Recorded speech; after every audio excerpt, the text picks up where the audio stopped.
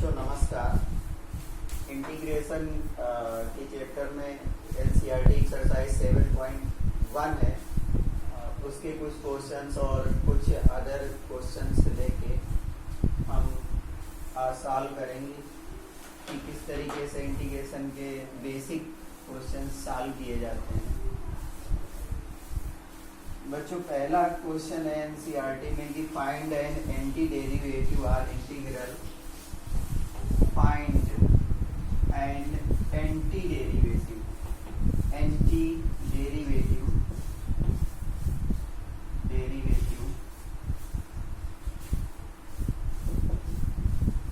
Are integral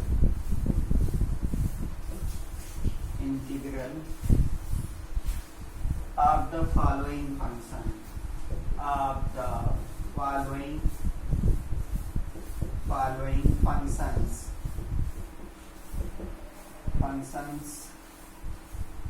by the method of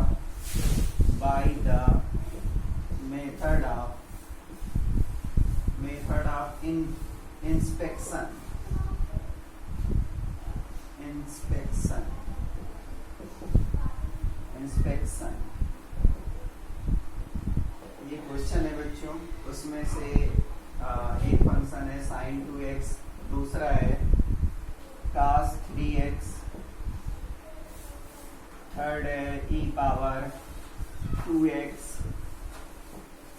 and four है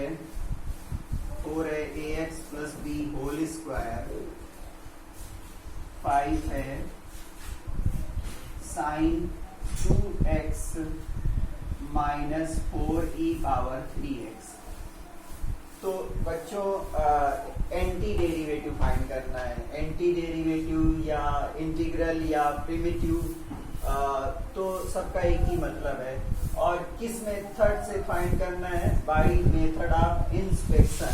मतलब हम लोग को गेस करके फाइंड करना है कि उसका sin 2x का एंटी डेरिवेटिव, sin 2x का इंटीग्रेशन या sin 2x का इंटीग्रल क्या होगा। तो बच्चों इसके लिए हम लोग को थोड़ा सा रिवर्स में सोचना पड़ेगा, क्योंकि हम लोग को फाइंड करना है इंटीग्रल ऑफ sin 2x। तो integration is just reverse process of differentiation. तो हमें इसका पहले डेरिवेटिव निकालना होगा कि ऐसा कौन सा फंक्शन है जिसका डेरिवेटिव sin 2x है। तो हम लोग को क्या करना है? To find anti derivative of sin 2x। तो इसके लिए हम लोग को सोचना पड़ेगा ऐसा कौन सा फंक्शन है जिसका डिफरेंशिएशन sin 2x हो सकता है।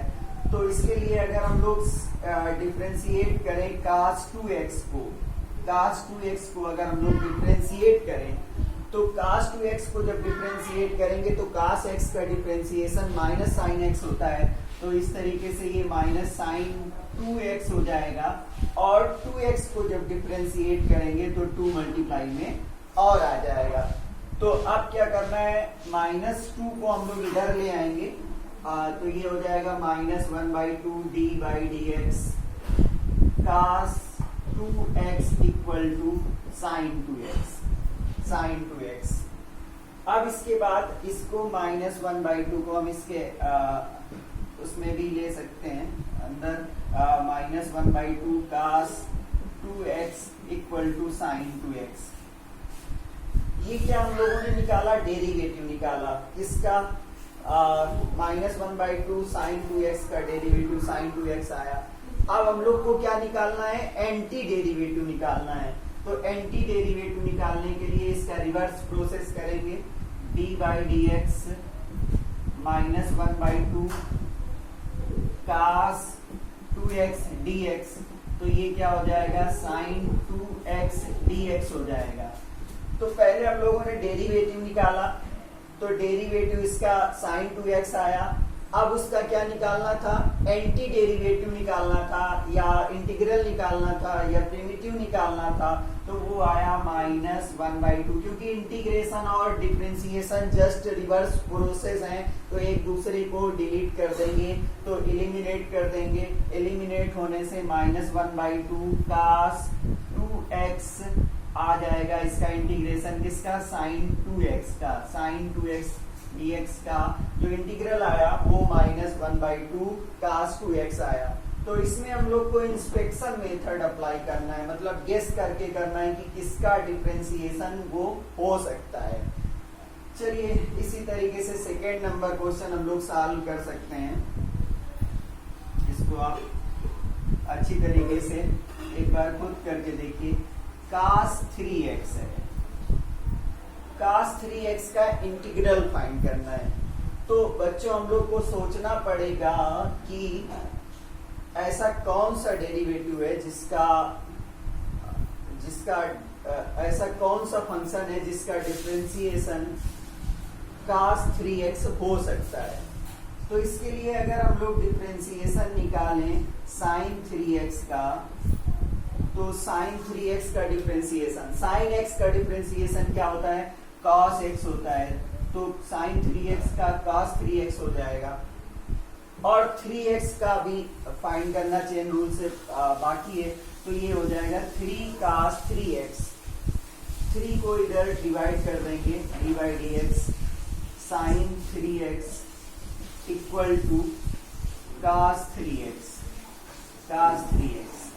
अब हमें क्या निकालना है, cos 3x का एंटी डेरिवेटिव निकालना है, मतलब इंटीग्रल निकालना है। तो इंटीग्रल निकालने के लिए पहले हम लोग इसको सिस्टम से कर लेंगे। 1/3 sin 3x equal to cos 3x। अब हम लोग एंटी डेरिवेटिव निकालेंगे। ये साइन आप इंटीग्रेशन है, cos 3x का एंटी डेरिवेटिव निकालेंगे, मतलब जो डेरिवेटिव निकालना है उसका एंटी डेरिवेटिव निकालना है, जस्ट रिवर्स प्रोसेस करना है। तो इस तरीके से जो इसका एंटी डेरिवेटिव आया cos 3x का इंटीग्रल आया, वो क्या आया, 1/3 sin 3x आया, 1/3 sin 3x आया। तो इस तरीके से हम लोग इनके एंटी डेरिवेटिव निकालते हैं। थर्ड नंबर में जो क्वेश्चन है कि e⁻2x का एंटी डेरिवेटिव फाइंड करो, e⁻2x का।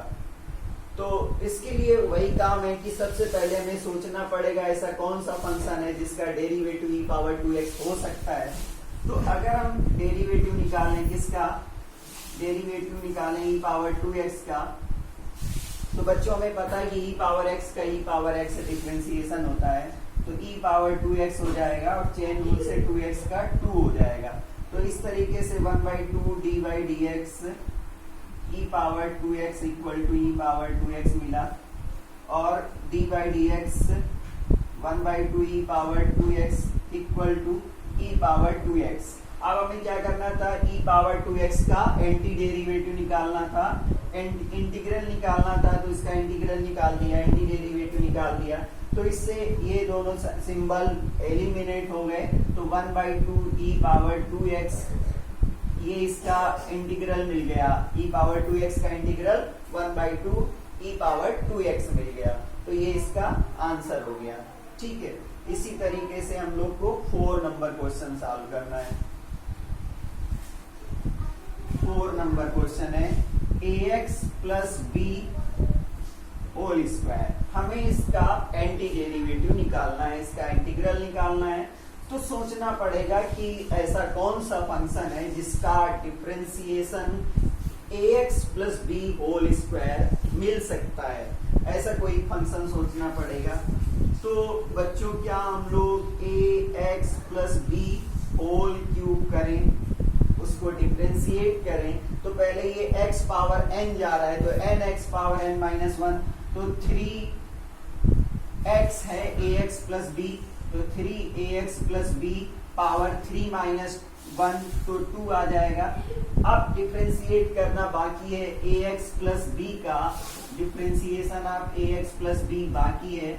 तो हम लोग को 3 को इधर ला सकते हैं, 1/3 d/dx ax plus b whole cube equal to यहाँ पे क्या बचा, a x plus b whole square multiply a x में ए इसका डेरिवेटिव आया और ए को भी उधर ले लें तो 1/3 d by d x a x plus b whole cube equal to a x plus b whole square. अब हम लोग को क्या करना है, इसका इंटीग्रेशन निकालना है। तो रिवर्स प्रोसेस करेंगे, पहले हम लोगों ने इसको डिफरेंशिएट किया, अब हम लोग इसको इंटीग्रेट कर रहे हैं। तो इंटीग्रेशन साइन ऑफ इंटीग्रेशन आ जाएगा, दोनों साइन सिंबल एलिमिनेट हो जाएंगे। तो बच्चों इस तरीके से हमारे पास जो इंटीग्रल आया a x plus b whole square का इंटीग्रल आया 1/3 a x plus b whole cube आया, ये इसका आंसर हुआ।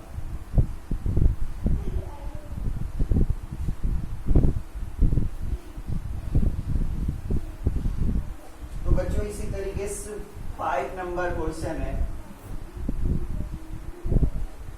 5 नंबर क्वेश्चन में क्या करना है कि एंटी डेरिवेटिव निकालना है। Anti derivative sign 2x minus 4 ई पावर 3x। तो अगर इसको हम लोग fx ले लें और इसको gx ले लें, बच्चों एक प्रॉपर्टी है कि अगर हम लोग इंटीग्रेशन fx प्लस gx निकाल रहे हैं तो वहां पर fx का अलग निकाल लीजिए और gx का अलग से इंटीग्रेशन निकाल लीजिए। अगर हम लोग k fx इंटीग्रेट कर रहे हैं तो k टाइम्स fx कर लीजिए। तो ये कुछ प्रॉपर्टी है जिस तरीके से डिफरेंशिएशन में चल रही थी।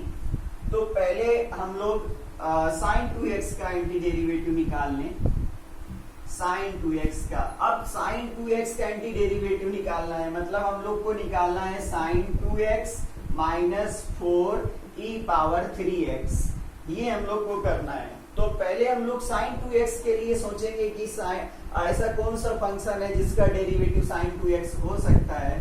तो वो cos 2x हो सकता है, cos 2x का माइनस 2 साइन 2x हो जाएगा, -1/2 इधर आ जाएगा। तो इस तरीके से यहाँ पर cos 2x equal to sign 2x मिला, साइन 2x और d by d x cos 2x और 1/2 है साथ में इक्वल टू साइन 2x। अब साइन 2x का यहाँ पर एंटी डेरिवेटिव चाहिए था, तो साइन 2x और इसका एंटी डेरिवेटिव निकालेंगे तो दोनों सिंबल क्या हो जाएंगे, एलिमिनेट हो जाएंगे। तो -1/2 cos 2x इसका इंटीग्रल आया साइन 2x का, तो इसका वैल्यू हम लोग ने निकाल लिया। अब सेकेंड पार्ट में बचा -4 ई पावर -3x। तो ये तो k हो गया, हम लोग e पावर 3x के बारे में सोच लें। तो ऐसा कौन सा फंक्शन है जिसका डेरिवेटिव e पावर 3x हो सकता है। तो e पावर x का हमेशा e पावर x आएगा, तो e पावर 100x का डेरिवेटिव 100x आएगा, लेकिन 100 टाइम मल्टीप्लाई हो जाएगा। तो इसी तरीके से e पावर 3x का 3 टाइम्स मल्टीप्लाई हो जाता है। तो इसको हम लोग लिख सकते हैं d बाई डी एक्स। तो ऐसा कर लें, d by d x 1/3 e power 3x equal to e power 3x आया। अब क्या हुआ कि इसका हम लोग को करना है एंटी डेरिवेटिव फाइंड करना है, तो जस्ट रिवर्स प्रोसेस अप्लाई करना पड़ेगा। तो इसमें हम लोगों ने अप्लाई कर लिया है और इसके बाद इसका एंटी डेरिवेटिव हमें ये मिला है e पावर 3x, क्योंकि वहां पर -4 से मल्टीप्लाई था, तो क्यों ना इसमें -4 से मल्टीप्लाई कर लें। तो ये -4 e पावर 3x आया। अच्छा, हम लोग ने क्या जाना कि k टाइम्स fx का अगर इंटीग्रेशन कर रहे हैं तो k इंटू fx इंटीग्रेट कर रहे हैं तो k टाइम्स fx किया जा सकता है। तो ये जो k टाइम्स है इसको हम लोग इस तरीके से भी लिख सकते हैं, -4 e पावर 3x तो इस तरीके से हम लोग यहाँ पर वैल्यू रिप्लेस कर देंगे। तो साइन 2x का एंटी डेरिवेटिव आया -1/2 cos 2x, और उसका जो डेरिवेटिव आया, एंटी डेरिवेटिव आया, वो -4/3 e⁻3x आया, e⁻3x आया। और यहाँ पर ये हो गया -4/3 e⁻3x, ये इसका एंटी डेरिवेटिव आया। तो बच्चों ये तो इंस्पेक्शन मेथड से हो गया। इसके अलावा और भी रूल हैं जो हम लोग आगे पढ़ेंगे, कि कोई जरूरी नहीं कि इंस्पेक्शन मेथड से ही उसको सॉल्व करें। अब बच्चों कुछ क्वेश्चंस हैं, जैसे हम लोग ले लें। एक क्वेश्चन है कि क्वेश्चन नंबर इसमें है, कोई अच्छा सा क्वेश्चन ले लेते हैं, बाकी के क्वेश्चन आप सॉल्व कर लेंगे, सभी एक ही टाइप से सॉल्व होने वाले हैं। x⁻3 + 5x² - 4 whole upon x², इसका हमें इंटीग्रेशन निकालना है। ये 11 नंबर क्वेश्चन है, 11 नंबर क्वेश्चन है। तो इसके लिए हम लोग पहले तो क्या करें, x³ अपॉन x² कर लें, प्लस 5x² अपॉन x² कर लें, -4 अपॉन x² dx कर लें। तो हमें x³ यहाँ पर अलग अलग किया जा सकता है। x³ upon x² x dx मिला, और माइनस x² कैंसिल हो गया, तो -5 dx मिला, और -4 × x⁻2 dx मिला। तो बच्चों इस तरीके से x⁻n का इंटीग्रेशन अप्लाई हो रहा है। x⁻n = x⁻n + 1/n+1, ये हो जाता है, और साथ में कांस्टेंट आ जाता है। तो इस तरीके से इसका जो इंटीग्रेशन होगा, x⁻1 है, x⁻1 का मतलब x⁻1 + 1/1+1 और प्लस कांस्टेंट c1, इसके लिए कांस्टेंट c1 हमने लिया, -5 है, तो इसको हम लोग 5 बार ले लें, 1 dx कर लें, -4 बार कर लें, x⁻2 dx कर लें। तो चलिए ये x⁻2/2 प्लस c1 -5, 1 का जो इंटीग्रेशन होता है x, और इसके लिए कांस्टेंट c2, और -4 x⁻2 है, तो इंटू x⁻2 + 1/-2 + 1, और इसके लिए कांस्टेंट c3 कर लिया। क्योंकि ये c1 c2 c3 कांस्टेंट ही हैं, तो c1 c2 + c3 को हम एक कांस्टेंट दे सकते हैं। तो ये हो गया x²/2 या 1/2x² -5x -4 माइनस प्लस हो जाएगा, +4 x⁻−1 होगा तो अपान कर दें, और प्लस c कर दें। तो इसका ये इंटीग्रेशन हो गया। बच्चों इंटीग्रेशन में पहले हम लोग कुछ सॉल्व कर लेते हैं, तो इसको सॉल्व करना पड़ा, और सॉल्व करके हमने इसकी वैल्यू निकाल ली।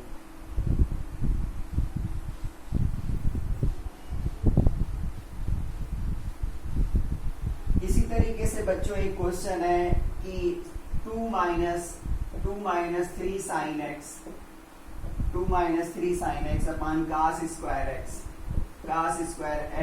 dx, इसको इंटीग्रेट करना है। इसको क्या करना है, इंटीग्रेट करना है। 20 नंबर क्वेश्चन है बच्चों में, 11 मैंने किया और 20 किया, 5 तक कर ही लिए थे। तो इस मतलब कि सारे क्वेश्चन एक ही तरीके से सॉल्व होंगे, मतलब पहले उनको पहले हम लोग उसको क्या करेंगे, सिंप्लीफाई करेंगे। जैसे ये है 2/cos²x -3 sin x upon cos²x dx। तो इसको पहले हम लोग सिंप्लीफाई करेंगे। तो 1/cos²x ये हो जाएगा 2 sec²x, 2 sec²x dx अलग कर लिया, minus sin x upon cos x क्या होता है, tan x होता है, और 1/cos x क्या होता है, sec x होता है। तो ये 3 sec x tan x मिला, और dx मिला। तो 2 यहाँ पर बाहर करके sec²x डायरेक्ट फार्मूला अप्लाई हो रहा है, -3 sec x × tan x dx। तो sec²x का आपको पता है कि tan x होता है, तो 2 tan x और constant c1 minus 3 sec x tan x का याद कर लीजिए, अभी तक ना याद हो याद कर लोगे तो आसान रहेगा। sec x tan x का sec x होता है और इसके लिए कांस्टेंट c2 दे दिया और c1 प्लस c2 को एक सिंगल कांस्टेंट दे दो तो 2 tan x minus 3 sec x और c1 c2 को एक कांस्टेंट दे दिया c, तो c इक्वल टू हो गया c1 प्लस c2। तो c एक आर्बिट्ररी कांस्टेंट है जिसको हमने बताया था एक्सप्लेन करके पार्ट 1 में कि क्यों ऐड किया जाता है। तो बच्चों इसी तरीके से हमें 13 नंबर क्वेश्चन लग रहा है कि सॉल्व कर दें, तो 13 नंबर क्वेश्चन देख लीजिए।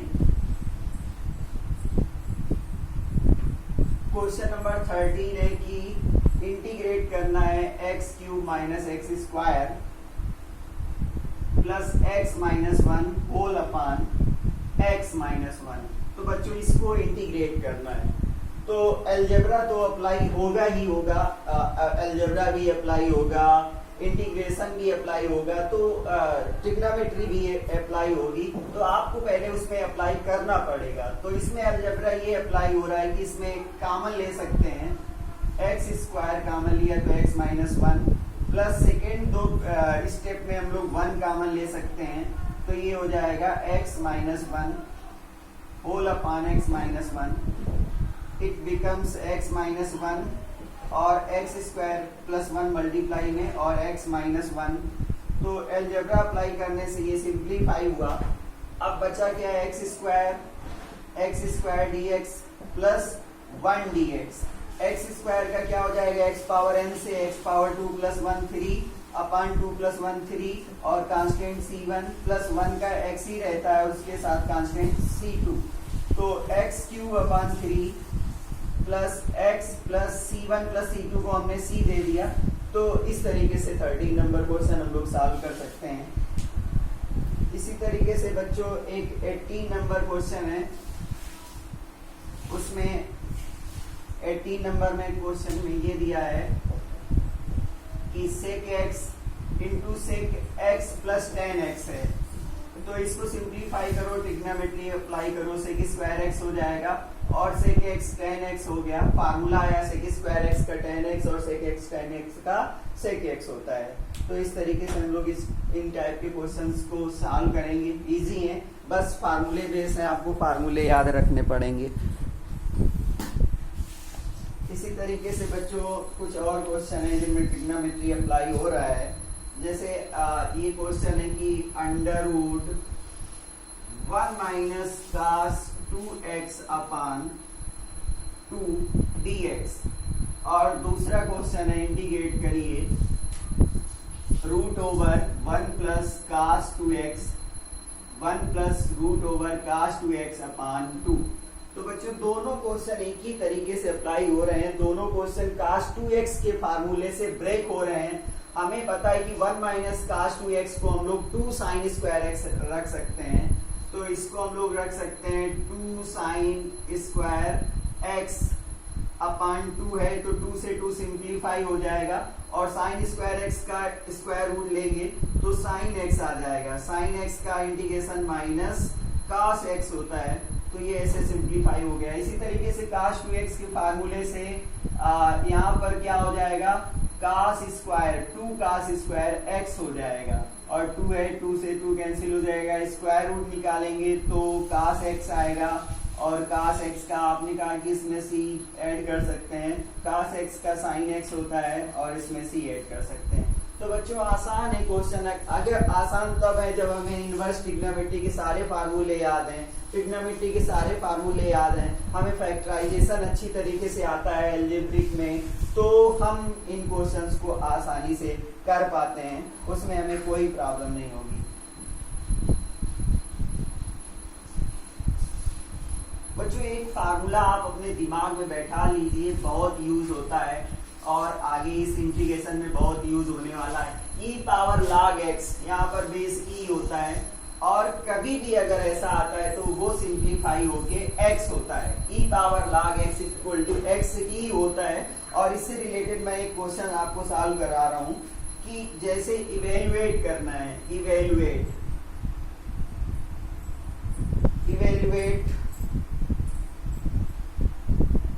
Evaluate e power 6 time log x base e minus e power 5 log x base e whole upon e power 4 log x base e minus e power 3 log x base e।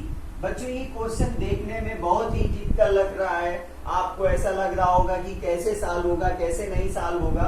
तो इस question को solve करने के लिए केवल दो property apply हो रही हैं। एक log m power n equal to होता है n log m, n log m, n log m। तो ये n है और ये m है, तो क्या हो जाता है, log m पावर n हो जाता है। तो सबसे पहले इसको हम लोग इससे सिंप्लीफाई कर लें, e पावर, ये क्या हो जाएगा log x power 6 base e minus इसी तरीके से क्या हो जाएगा e power log x power 5 power में चला जाएगा और इसका base e upon e power log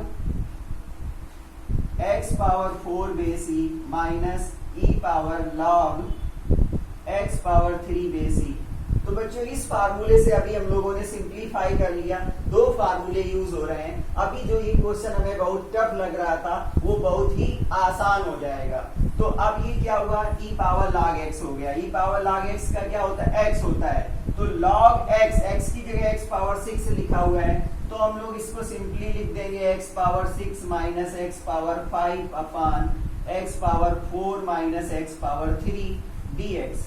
तो अब इससे हमें कॉमन क्या मिल रहा है, इससे कॉमन मिल रहा है x पावर 5, तो ये बचा x माइनस 1 और नीचे डिनोमिनेटर में x पावर 3 कॉमन मिल रहा है, x minus 1 dx। x minus 1 simplify हो गया और x power 5 upon x power 3 से इसको सिंप्लीफाई कर लिया तो x पावर 2 आया और x पावर 2 का x power 3 upon 3 plus c, क्योंकि x पावर n का फार्मूला। तो है ना बच्चों कि ये क्वेश्चन बड़ा टफ लग रहा था, और जब हमें दो फार्मूले पता चले कि log m power n, n log m होता है, तो n log m को log m पावर n में कन्वर्ट कर लिया और इसके बाद e power log x simple हो गया। अगर log e power log x power 1000 100 को भी कुछ भी लिखा है उसको आप x लिख लेंगे। यहाँ वाली चीज आप पूरी जैसे यहाँ वाली पूरी चीज हम लोगों ने यहाँ पे लिख ली। तो ये आसान क्वेश्चन हो गया, कोई प्रॉब्लम नहीं हुई हम लोगों को सॉल्व करने में। तो बच्चों इस तरीके से हम इन क्वेश्चंस को सॉल्व कर सकते हैं। Thank you, have a nice day.